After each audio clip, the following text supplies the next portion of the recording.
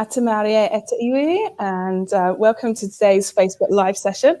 I'm Zoe Gray, and I'm the Memberships and Events Manager here at the Chamber of Commerce. And today I'm joined by Phil Crothers, the Learning Experience Business Partner at Xero, to talk about a very important topic, which is well-being in the workplace and why your business should make workplace well-being a priority and how you can access some amazing resources through Xero to help and support your staff. So welcome, Phil. It's lovely to meet you in person and for you to join us here today. Oh, kia ora, Zoe. Thanks for having me. Kia ora te whanau, everybody else that's watching.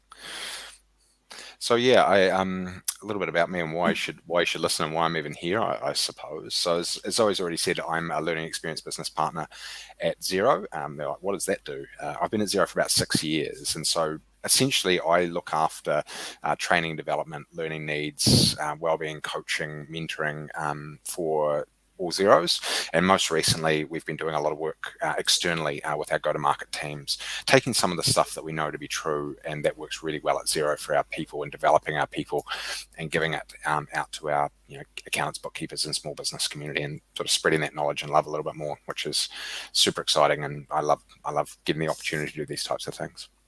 I mean, very important work, I think. Yeah, I think so. So looking at workplace wellbeing, and really until fairly recently, there hasn't been a lot of focus or a lot of work done around workplace wellbeing. And it's really kind of in the last few years, it's really become a big focal point for a lot of employers and organizations. I know that lots of our members have been in touch to say that, workplace wellbeing is something that they really want to focus on. And they'd like some tips and ideas of how to really start this journey or how to make it better. Mm-hmm. And so I was just, why do you think it's become such an important area, I guess, for all workplaces over the last few years? I think it's probably come more to the forefront for a few different reasons. If you think about bigger businesses that are leading the way or have led the way in this area, likes of Google and Facebook, there's been quite a lot of research in the last 20 years into high-performing teams and what makes teams perform really, really well. And through whether it's Amy Imbitson's work around psychological safety or Patrick Lencioni's work around dysfunctions of teams, what they've all identified is that trust layer or that psychological safety layer is foundational to high-performing teams. And when you dig into that a little bit more, it really gets into the crux of well-being. So how we feel drives how we behave, how we feel in ourselves and how we feel with others. So I think that's driven it from a big business perspective. We're getting more data around it and it's becoming more of a real thing rather than a meta high level, our well-being is important. And then when you look at the emergence of COVID and the global disruption that's had, being forcibly removed from people has made it real life for us, I think. Certainly for me personally, like I'm a people person. I need to be around people. And then all of a sudden, when that option is taken away from me, I think more about it. And it's in my face now. So I think that's really driving the adoption of it. And just seeing a little bit more data around sort of our suicide rates, which, as we all know, are far too high and some of the highest in the world. And all of that sort of data that's coming out, it's just making it front of mind. We can't ignore it anymore. It's everywhere. And so when you look at, like you say, all the research and all the data that's coming out about well-being, and so if companies are sort of ignoring well-being, how are they missing out? What are they missing out on in terms of revenue, I guess, and how closely aligned is revenue to well-being within the workplace? Yeah, great question. Look, there's huge links, and we've always known it to be true. People are your business. Regardless of what your business is, it involves people some way, shape or form. And so if you don't have healthy people, you don't have a business. From an economic standpoint and from a monetary standpoint, what we know, Xero in particular, have just done some research with NZIER, so New Zealand Institute of Economic Research, and some really interesting figures coming out where poor well-being can affect productivity up to about 3 months a year. So if you're not taking sick days, if you're not looking after your mental health as well as your physical health, as well as your spiritual health, all the different types of health that we have, it can really affect performance. So from productivity, from how many days you actually turn up, from how focused you actually are. There's a concept of deep work versus shallow work. So when we're not in a good mental health space, or our well-being's not taken care of, we tend to be more distracted by shallow work. Things like emails, text messages, in-house Slack messages, those types of things. The deep work is the project work and where we get the value from. So if you think about 3 months out of your year, if you're a small business, and if I just said to you, right, I'm not going to allow you to work for 3 months, imagine what that does to your bottom line. And then the other part of that research has showed that for every dollar you spend on well-being, you're likely to recoup up to $12 throughout the year. So, and that can It's be a on pretty good counseling. return. Oh, massive, 1 to Yeah. 12. Well, if you're an investor and you get those sorts of odds, that sort of Uh-huh. return, you'd be putting all your money into it. So why aren't we doing it for well-being? Yeah, that's really, really interesting and really good to have those metrics around the bottom line and how it really affects your business bottom line. Yeah. Yeah. So most of our businesses are sort of small businesses, sole traders, very micro businesses, and they're working pretty flat out, sort of 6 or 7 days a week. Do you have any top tips for keeping that work-life balance? I mean, obviously people are your front line, but if you're a sole trader, you're the only one. How do you get that balance to life? Yeah, it's a big question, and I don't want to presume to tell anybody how to run their business at all. But so if you think about sole traders, and the excuse I hear a lot, and a lot of my friends are tradies and are sole traders, builders, sparkies, the likes, and they always say, well, if I don't work, I don't make money. I'm like, yeah, but if you're sick, you're not going to make money either. So taking that, moving slow to move fast, so taking that time to really look after your well-being. As far as tips and tricks go, I think it's important to there's a little bit of self-awareness here, like knowing what your well-being looks like. If you're just jumping at things that other people tell you to do, like, oh, go and do some yoga, go and do this, it might not work for you. And that can be a waste of time, which we know is a waste of revenue, which is a waste of income, which is a waste of your business. So taking the time to actually figure out, what do I need for my well-being? Knowing when you perform your best. So if you're a morning person versus a night owl, that comes into prioritization as well. So that self-awareness of what you need, and then you can prioritize. So if I feel better in the morning, I'm going to do my deep work in the morning, versus my shallow work at night, or whatever that might be. So for me, a couple of things that I've done to manage my well-being is I've set up a little crazy catch in my garage. So every 10 minutes, I've got a little gap in my calendar where I take 10 minutes, I go on a recharge. Now, I have not met a single person that genuinely cannot give up 10 minutes of their day to look after their well-being. So little things like that, find out what you need. Mindfulness is really important. Traditional mindfulness doesn't work for me. I've got too busy of a brain. I cannot sit, and I do not have the ability to meditate. What that looks like for me is I'll jump on my motorbike for 30 minutes. And I'll go, because I'm super focused, and I still get that ability to decompress my thoughts, to calm down, and to recharge. So it's really important that you take the time to figure out what you need, and then put a plan in place. Be proactive as opposed to reactive. And then whatever that looks like for you, that will be worthwhile. Yeah. So I guess like well-being is different for everybody and looks Absolutely. different shapes, different sizes, and you can have active relaxers or passive relaxers. It's all just Totally. whatever suits you, whatever. Yeah, and if it Gets doesn't you work for through the you, day. yeah, if it doesn't work for you, that's okay. Be a little bit kind on yourself. I see a lot of people go, oh, I've tried that and it doesn't work. Okay, well, if it doesn't work, what will work for you? What do you need? What does that look like? Yeah. And just being really actively aware of what you're doing, what you're eating, what you're consuming. So not just food, but what information are you consuming? How much screen time have you got? That little bit of awareness up front will really help you build a plan. And that pressure of, especially with COVID and trying to keep your business brand on top and, checking social media all the time, I guess it's just having those tips and tools to put those in their boxes so that you've got time set aside to do those tasks, but then have time set aside to relax. And And the last bit I'd add to that is getting the support that you need. We often feel that because it's our business, or because we're the only person, that we have to do everything. And I would challenge that. And if you're doing something that you're not really good at, or you don't enjoy, or does create stress, then it's going to affect your brand and it's going to affect your business. So I'll give you an example. A really good friend of mine is an amazing architect, and he started his own architecture business. He's a terrible manager. He's a terrible general manager. And so what he did was he, cut his own income a little bit to hire someone to do the things that were causing him stress and were taking him away from doing the things that he was good at. That's one of the ways that he looked after his well-being. Managing the business was causing him stress. So he gave that to somebody else. So he could focus on the things that gave him energy and that added to his business. So that could be something you would do as well. Look for support. Yeah, that's really good. Really good tips and advice there. So just talking about, I guess, maybe bigger organizations, bigger businesses, if they were looking at implementing a wellbeing focus in the workplace, where do they start? What does that look like at the end of the journey? I mean, what are you ultimately aiming to do? Oh, that's a tough question. I would start by asking your people.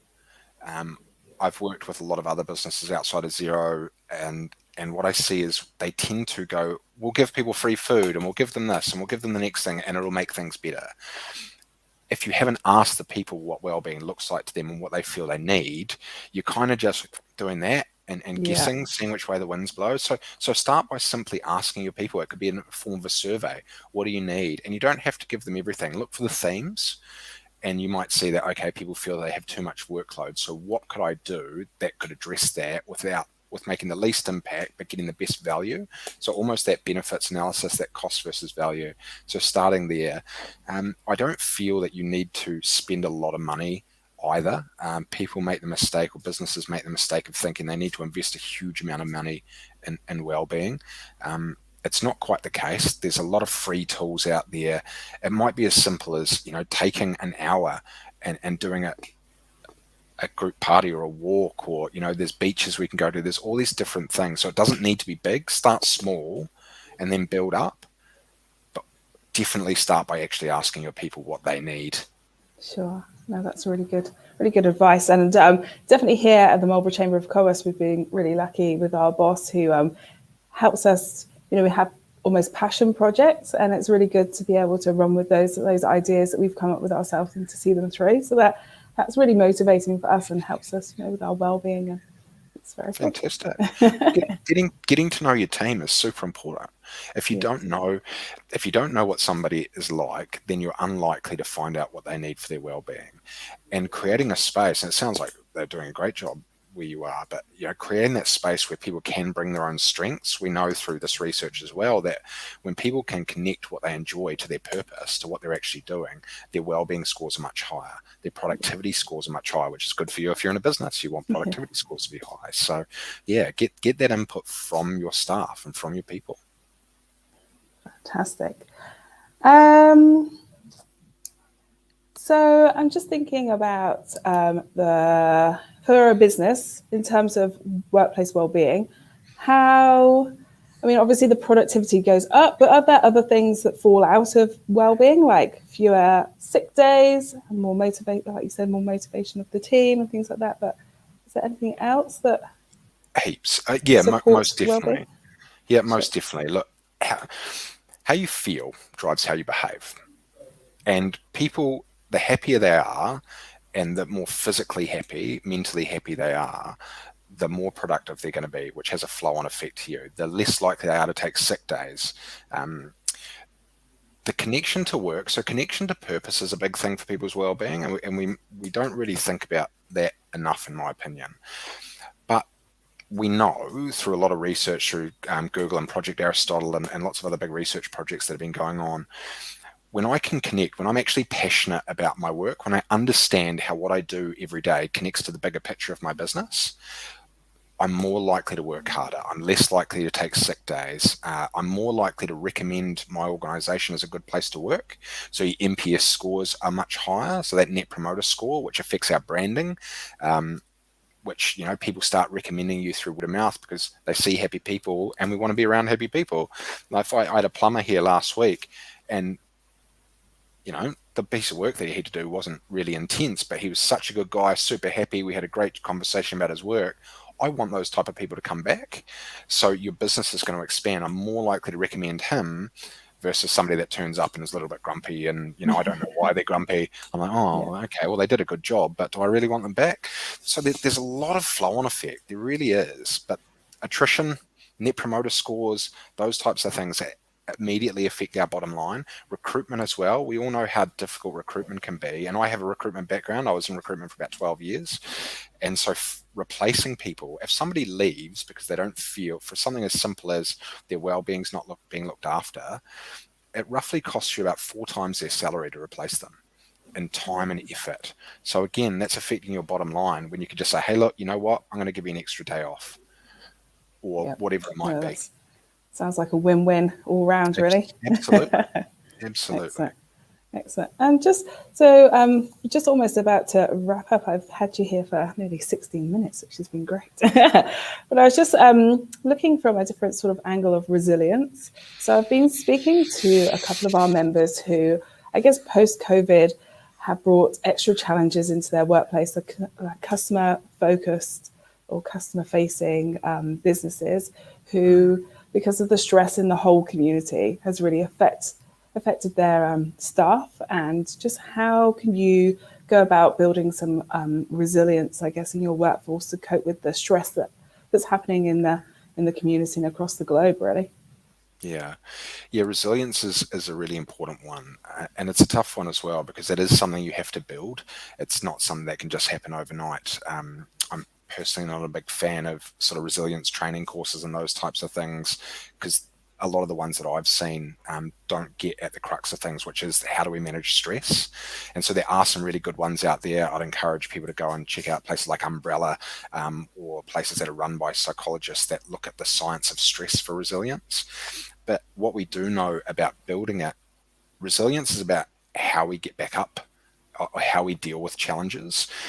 And so the more support, and this is universally true, the more support we can put around people to help them step back up, the better. So if you're somebody who is engaged with difficult customers or challenging customers, which we get more now because stress is higher, that ability to realize, okay, it's not about me personally, it's about a process and how we think and how we process the stories in which we tell ourselves. We need the space to do that sometimes. So the support may look like, if somebody's had dealings with a difficult customer, they've got a manager or they've got a mentor, they've got someone within the organization that they can go and talk to and decompress and realize that it's not their fault. Maybe there's cohorts. So we build cohorts at Xero where there's groups that you can go and talk with, communities of practice that you can go and share your challenges with. The more space people have to share their challenges and talk it through and get those tips and tricks, the more likely their resilience is to build. If you leave them unsupported, the more likely it is they're going to hit burnout or be overwhelmed, which they will leave. It will affect their mental well-being and all those other things. So support as much as possible and creating space where people can share and be honest. That's great. That's where I'd start. Anyway. Yeah, that's really good. And just on the final note of support, I guess, obviously Phil's joined us here today from Xero. And Xero have an amazing support available to all Xero customers and to the wider community as well, I believe. Is that correct?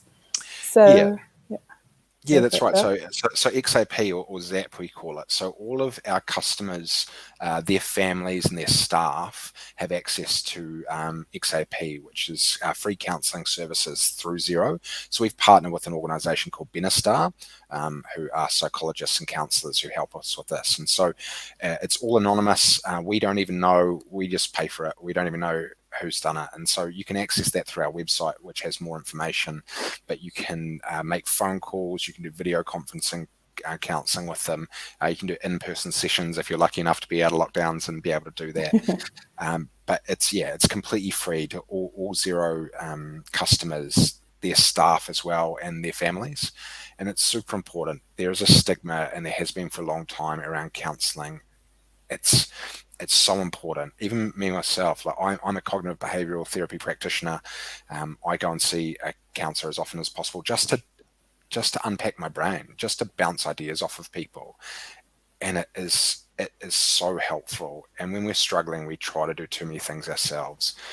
unless you are a counselor, unless you are a psychologist, unless you have the skill, you're not going to be able to build yourself through it. So if you were physically sick, you'd go to see a doctor. So if you're struggling with your mental health, why not go see a mental health doctor? It just makes complete sense. And it's completely anonymous, so nobody will know anyway, only you. And free, which is amazing. Free. An amazing resource. Yeah. Yeah, we've had millions of people engage with it, as well. Like, it's all of our staff internally at Xero as well. We all have access to it, and is used on a very regular basis, and we need to, especially in the times that we're in at the moment. Yeah, definitely. I've had a quick look on your website as well. So there's lots of booklets and resources for businesses just to download or just to make use of, just to get you started on the wellbeing workplace journey or to develop the programs you already have. So it's a really valuable resource. It's great. Yeah, look, there's a couple that are my favorite up there. So one's called the check-in, which is stuff that you can do internally, and you all have access to that as well. And it's really simple steps about how to get to know your team. So again, what I said earlier, you can't understand other people's well-being until you know them as a group. And then all the information that I spoke around as far as the economic impact on your business, as we call it, the level. So all of that information, all the research that we did with NZIER is up there as well for free. The other link that is available to everybody in New Zealand is mental health, or mentalhealth.org. Our mental health website have got links out to all sorts of different things depending on where you're at in your mental health journey, whether it's just you're languishing a little bit and you've got that meh feeling that we all get from time to time, versus if you're in mental health crises and you're actually suffering burnout. There's so much information and free tools out there, and there's simple tools, which is what I love. Simple is best. Fantastic. So we're going to put all the links to those resources and the websites in our comments on the Facebook, and on our YouTube they'll be on the comments there too. So that's brilliant. Thank you so much for your time, Phil. Welcome. Thanks for having me. We hope you get out. Phil's up in Auckland at the moment, so we're hoping the sun shines for him so he can get out for some picnics with his family and friends. Thank you. It's very kind. Okay, take care, Phil. Ka kite, everyone. Thank you. Matua. Okay, bye.